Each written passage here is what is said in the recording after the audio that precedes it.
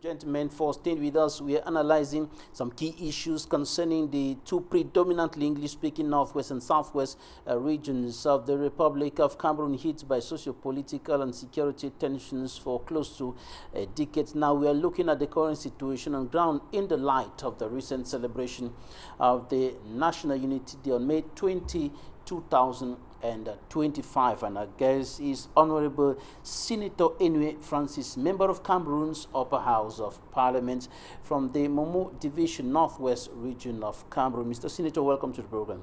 Well, thank you, Mr. Babila. It's my pleasure being here this morning, and I'm happy to be part of your program. Let's begin from the Momo Division, and maybe from Widikum precisely, where you come from. What is the situation there? Well, the situation in Widikum, I'll say, is in fact there's calm. There's peace in Widikum as we speak. And the people have all embraced peace and have all worked together for the peace that we are now enjoying in Widikum to, as you subdivision. And with that, I think I start by thanking the administration of Widikum. I think the divisional officer, when posted to Widikum, I'm sure that guy came with the Bible in his hand. And of recent, after our visits and meetings with the forces of law and order, they have almost become pastors in Widikum subdivision. The way they operate, the way they communicate with the population has drastically changed from what it used to be before. As such, the population is very open to them, and no information is hidden anywhere in the subdivision. Is that what obtains across the Momo Division and by extension the Northwest region? Well, I think it's the same thing, because, generally, when this thing started in 2016, people never knew the magnitude, they never knew where it was going, though some of us foresaw it. But with time and the mayhem that the population has gone through with kidnappings, killings, burning of properties, destruction of road infrastructure, burning of schools, everything, not to talk about the kidnapping for ransom and the torture that the people of the Northwest and Southwest have been going through over these years. It is but normal that the people return and say, enough is enough. We are no more for this, and we want peace to return in our backyards. So the people of Northwest, the people of Southwest have taken that same initiative, which I know the politicians are all involved, the elite are all involved, the youths are all involved, and I'm very optimistic. Total peace will return within a very short time. Well, Senator, what you call peace is what other actors on the ground, civil society leaders and even political leaders refer to as an uneasy calm characterized by fear and uncertainty. Yeah, uncertainty is true, because, the way some of these guys operate, we may feel that there's peace, and you just hear one morning something happens. It's like that in such conflicts. This is a protracted conflict that, despite the many attempts to solve it by His Excellency President Paul Biya, by the people of this country, it is still continuing. And as such, I think every locality, every community should devise a way of having peace within them, because most of those terrorizing the populations are children from those areas. You know their parents, you know their relations, you know their compound, and I think it's time to say no. It's no. So are you shifting the responsibility of the government to the communities? I think government has done quite a lot, and that's what I said. It's a protracted. Because the responsibility of the government to ensure peace, stability, and I think government security. Government is doing that, and that is why you see the forces of law and order, which were not in play in some areas before 2016, are all there now. They're dotted all over. It was not like that in 2016 because there was peace. Places, things were calm. There was no problem. But because of this, government has to put in measures to see how it can handle it. I think that's what government is doing, by putting the forces of law and order everywhere to make sure people and their properties are protected. If you've been following the press, you must have seen a lot of talking about a letter that the publisher and editor-in-chief of the Guardian Post newspaper, Christian wrote to the President of the Republic in 2013, alerting him that the marginalization of Anglophones was a threat and still remains a threat to national unity. And 3 years after the crisis erupted, and he said in that letter, with regards to what you were just saying now, that the military option and decentralization have failed to solve the problem. No, many people have been talking before the crisis in 2016. Even us, I think we spoke many times as members of parliament, the National Assembly. When I was then at the National Assembly, we, called the attention on government on a few things. And, when we did that, we too never knew something was coming to happen just a few years after. Politicians have been expressing, civil society have been expressing their worries with this aspect of marginalization of the Anglophones and so on. And that's why you can go as far back as talk of the SCNC. No, the NCNC and the SCAPO and the others. All those structures, and the Anglophone conference that took place for many years, I think 1994, all talking about the marginalization of the Anglophones and way forward. So it's not something new to the head of state, President Paul Biya.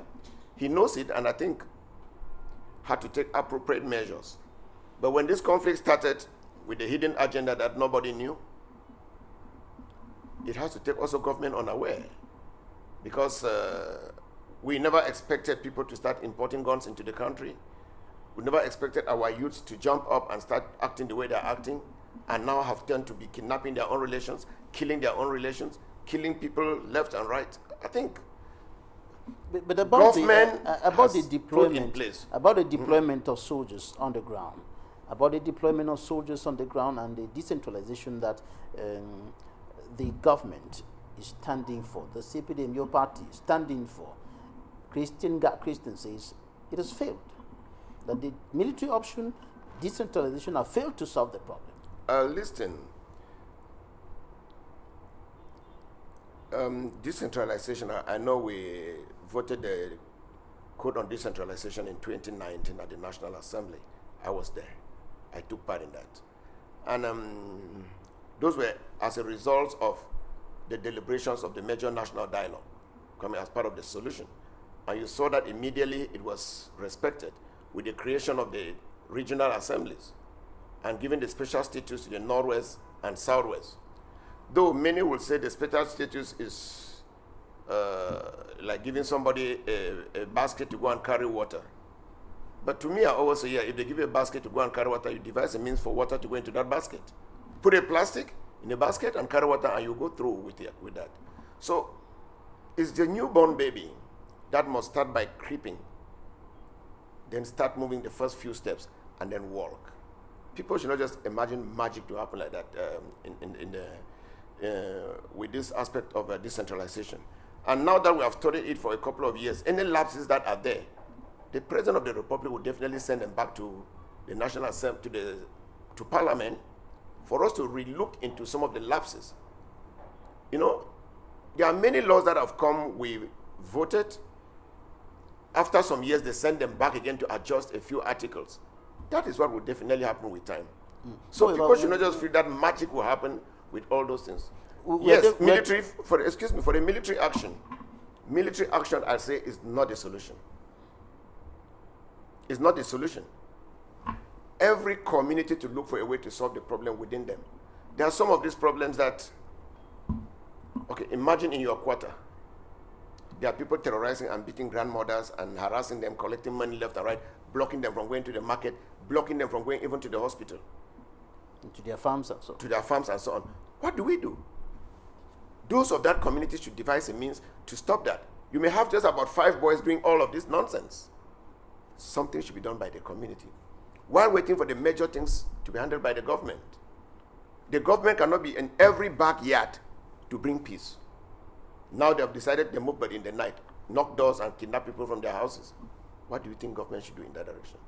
The community should take some responsibilities. Now, on May 20, 2025, we saw images streaming into our newsroom from different parts of the two region and even from Widikum, where you come from, images of young persons, old persons, mothers, fathers, and even children who came out to take part in the May 20 National Day celebration. Give us an understanding of that mobilization, even though it was not really massive as compared to previous years, that is before 2016, before the crisis, the whole situation started. Give us an understanding of this mobilization. How did you go about that? No, I think that's an indication that peace has actually returned to Widikum subdivision. And, this mobilization, like I said, everybody was tired with the violence that has been taking place. They have suffered enough.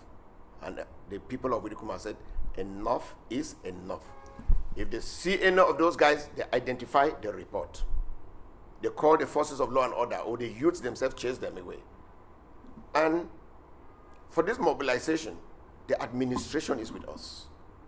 The forces of law and order were part of it, making people feel very comfortable to come and move freely around the subdivisional headquarters.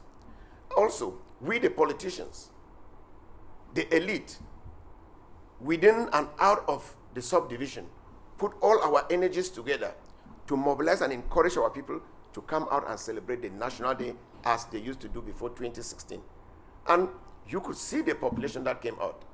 Traditional dances came out, women groups came out, all marching along with the effigy of President Paul Biya and giving him their support and extending him best wishes. And I think you will talk also about the fans club, which is my fans club. I'm coming to that. Yeah. But before that, Senator, in other parts of the country, probably not in Widikum, we saw officials of the CPDM of your party giving some banknotes, 2,000 francs CFA and so on, and some sardine and bread to the people who came to take part in the National Day celebration. Did the people come out because they are tired, because they actually wanted to celebrate, because they identify with that day, or because of some few banknotes, sardine and bread? Listen, all the parties do same. When you gather people, it's our tradition. When you gather people to come out for something, it is but normal to give them water. And if the crowd is so much that you think you cannot gather them and give them food somewhere, why not? If you have the banknotes, why not give them to go and buy something and eat? After marching for long under the sun, spending a whole day like that. Other parties do the same, but they don't want to talk about it. Let me tell you, it's politics. Many people don't go out for free. Everybody has an interest, and politics is interest. So if somebody comes and see they are giving 2,000 francs to somebody because it's CPDM in CPDM uniform, you pick the picture and send on social media and say that's what CPDM is doing. Everybody is doing it, my friend. I am a politician. That is my field. I know what is happening with all the parties. Some will give it under the table, but if CPDM gives it on top of the table, it becomes a problem. To me, that is no event. That I don't even take that as anything. The people came out because they want to support their party. They want to support the leader of their party. And that was it. But we know that even in the days of Jesus Christ, a lot of people followed him because of bread and whatever they wanted from him.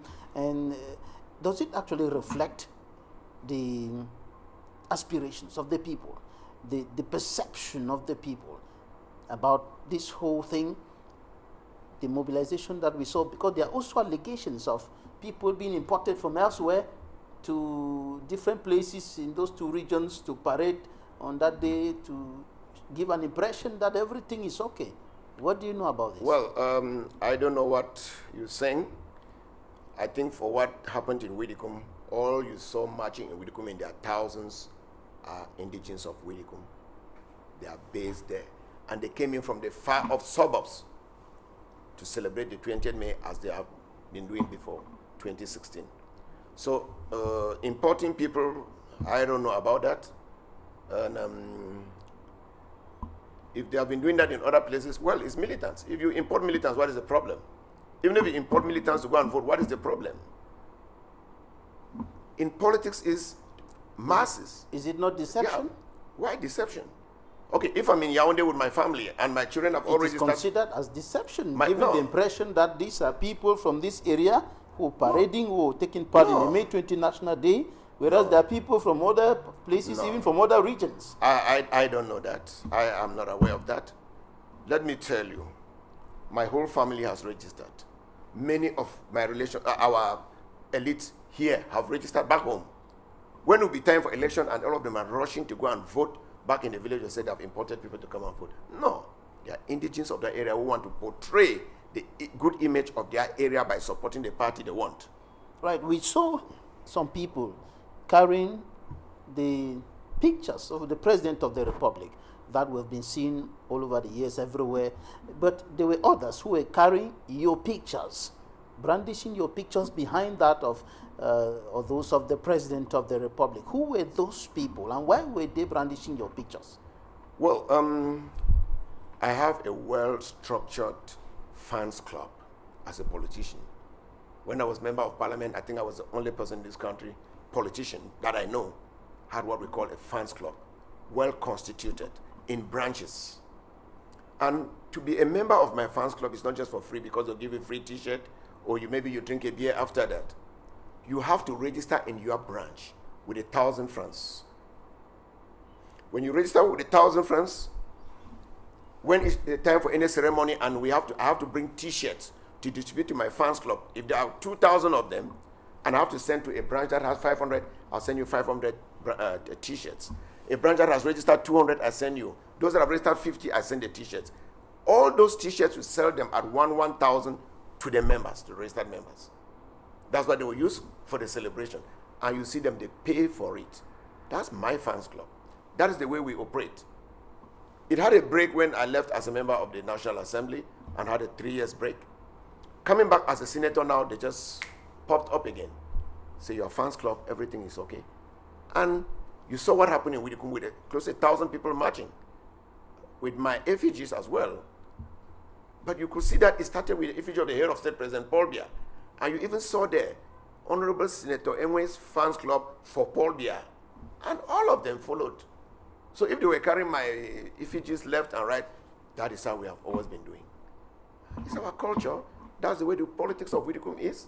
And we are comfortable with that. Do they believe in you? Do they believe in the President of the Republic? If they didn't believe, you will not see that crowd marching at this period in Widikum.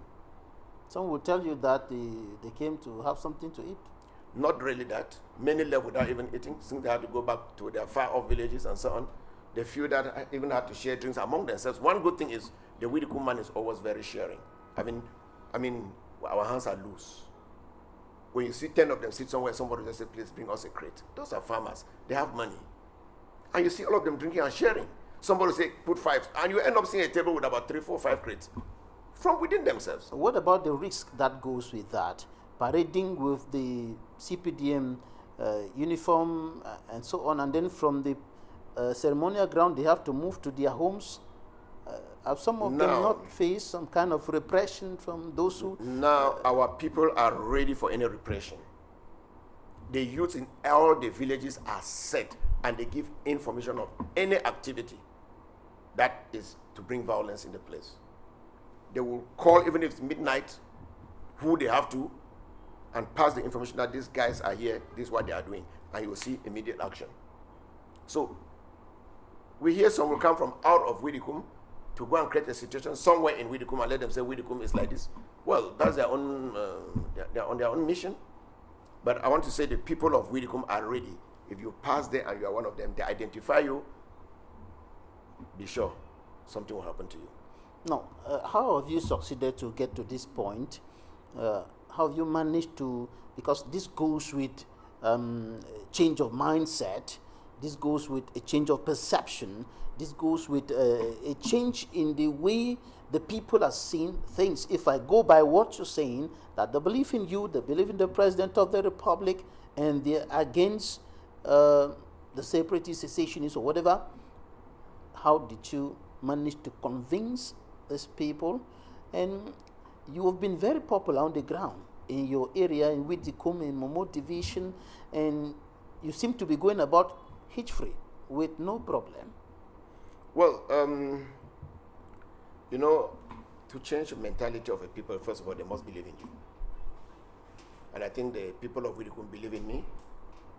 There are many times I don't go down, but I come and see me communicate with them on a daily basis. And that's why you saw the first time I went to Widikum after 7 years, last year, for my, we call it my homecoming. You saw I came back with 7 of those boys. I removed 7, brought them to Bamenda and handed to the services of the governor, who counseled them and handed them to the disarmament and demobilization center. They are all there now. Those were guys that, when we left Widikum, the people believed that there's peace because those were the ones creating all the havoc in the area. We had removed many quietly, but those ones came officially during the ceremony that I had in Widikum, because after our negotiations and discussions for a long time to convince them to come out, they only assured me they will come out if I am in Widikum, because they are afraid to go to, because of what they have done. They are afraid to just come and go to the divisional officer or to the brigade to report themselves. Something will happen to them. And I told them, I will be coming down. Prepare yourself. When I'll come down, I'll be there to take you safely out of the place. And that's just what we did. And from that day, Widikum is peaceful till today. And that's why you could see celebrations on 20th May. You could see people carry the effigy of the head of state. They wear t-shirts on bikes and go far off and so on with no fear. I think that's how it should be. Now we're looking at the bigger picture, that is the 2 regions, having this across the board, from northwest to southwest, having a peaceful atmosphere. The regions that we had before late 2016, how to get there, because the situation remains quite volatile as we speak now in those 2 regions. Yeah, it's still really volatile, as you say, but like I said, it's not a military solution. Every community should devise a means to manage that situation. And if you go and see in some villages where they even arrest those boys, and you see videos, I've seen you people show many on your television channel, what is happening in many villages, how they arrest them and hand them over and all of that. The population even kills them. Population must take the control of their area. And in a city like Bamenda, you know, just 5 people can bring disorder in a town in a whole day. If they get up and shoot from this end, shoot from this end and do this, everybody will stay at home. But why? To prove what? Anybody still carrying guns and moving around to disturb the population after 8 years? No. He has decided his fate. Those who came in by mistake have all left, reported themselves, go to some communities, they are living freely. Many have gotten married. They have started a good life. They are going to their farms. They are doing their things. They are riding their bikes peacefully. But if anybody is still there till now, then it actually means disorder. And let me tell you, I talk to many of these boys. Because if you have a problem, you don't talk to your friends. You talk to your enemies. People even call me and give me numbers of some. Talk to this guy. And I bet you, if I talk to 10 of them, I'll pull out 3. All is communication. How do you? Some, when you start, they are very aggressive. You stay 2 days after you continue. Yeah. You see, they gradually change. And very soon you start responding. Soon you start seeing him calling you. And that's how it goes. Now, everything is communication, as you said. And Yes. you've been communicating and getting some results. You're right. At your level of Widikum and the Momo division. Even out of the region. Out of the region. Now, why would the President of the Republic not use that your strategy? People have been calling on him to do that. The Archbishop of Bamenda, President of the National Episcopal Conference, late Christian Cardinal Tumi did, late John Frundi did, and people are still doing. Abobala and all the rest have been doing within and without Cameroon, saying, Mr. President, talk with those who are carrying the guns. Talk with the leaders, even those who are in detention. Bring them to the table and have a conversation with them. But that has not happened. Well, the way this problem has gone, the mindset from 2016, 17, 18 is different today. And to be candid, let me tell you, to the many boys I've been talking to, I've hardly heard somebody talk about what people were talking 2020 and so on, about separation. They don't talk about that. Somebody's telling you they burned my bike, this happened, you know, I ran to the bush, I've not been having a way to survive, I decided to join the boys, or the boys came and forced me to join them. Nobody is telling you that what he's carrying the guns is for separation. All what they're just doing now is banditry. Even if you do what type of negotiation, like I said, it's a protracted conflict where all attempts of bringing solutions have not worked to some people. Many who understand the solutions that were coming and embrace them, you see them also change. Anybody still insisting and talking separation, now I can't tell a lie. I have nothing to discuss with you. We want peace. We have tested this order, we have seen it, we have felt it, and nobody is ready for that to happen again. But that seems to be where there's the problem. Refusing to talk to those who want secession, refusing to talk about secession, refusing to talk about the problem that from where the banditry that you're talking about generated. So even if you... Which remains the core. Okay, let me tell you. When the other people were locked up, just an aside, people said, oh, they should release them, release. Things will be normal. People will go to school. Everything will be calm and so on. I think the head of state yielded to that. Before the national dialogue, he released Abobala and many other, over 300 people, as I think so, if I've not forgotten the number. He released all of them. Did anything change? Others are still in detention. This is Sikoyotabe, Mancho, BBC, Penterens, and all the rest. So if you're still in detention. Well, I think I don't want to talk of what. And that's where those who are holding that opinion are saying that if all of them were to be set free, then the kidnapping for ransom will stop? Possibly, it could be the beginning of the solution. Kidnapping for ransom will stop? When they will come out, will they be giving money to these guys that they are making millions per day because of kidnapping? Will torture stop on individuals? It has become something that when I have a small problem with you, I call these boys and say, go and do this to this person. That is what has been happening. It's cost settling in the whole place. It has become something that you cannot manage.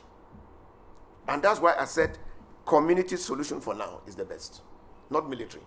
All right. Let's say a word about the forthcoming presidential election. There is some tension in the air, and everything seems to be kind of bubbling up. About 5 months to the presidential election. What is your take on how this election should be organized in a way that we will not only have credible, transparent, and acceptable results, but peace above all, peace before, during, and after?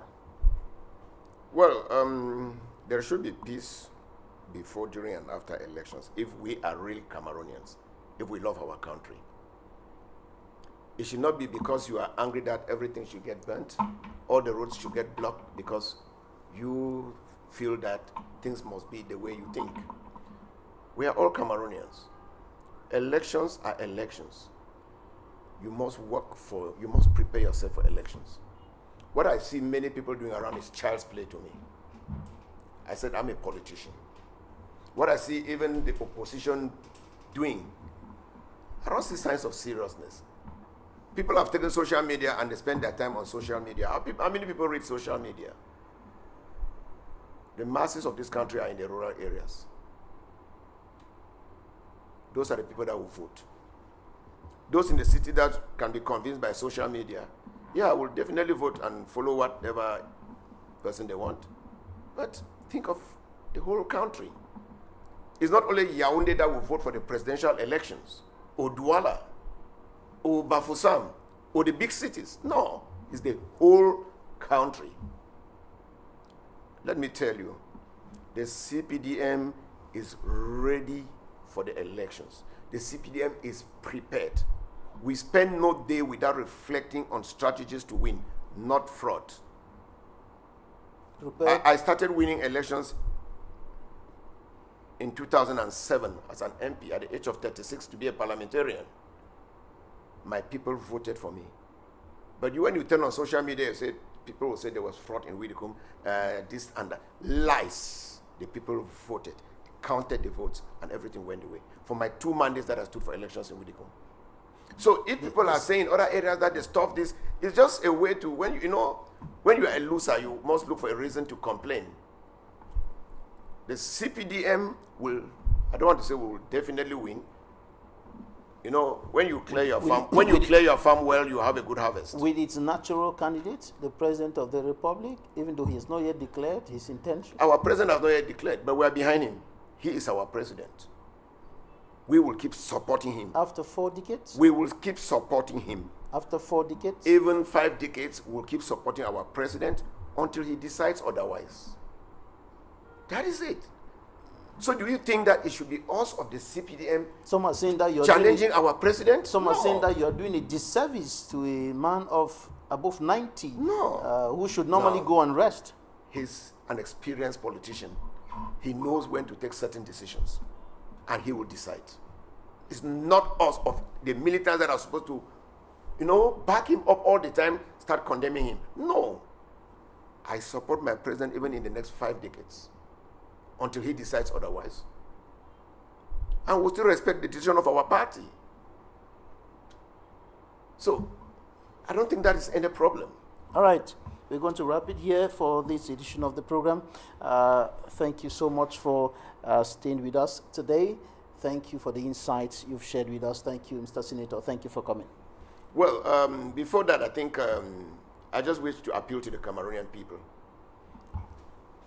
Those who have not been to the Northwest and Southwest within these past 8 years can be making noise in these other cities that there will be some violence, there will be this, before or during or after the presidential elections.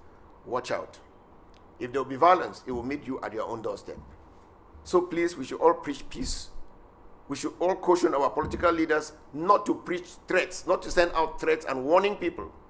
Let them prepare their electorate, go out for free and fair elections, and accept the decision that will come. Peace is what we need in Cameroon. Thank you. Thank you very much. Thank you, ladies and gentlemen, for staying with us. That's it for today. Goodbye.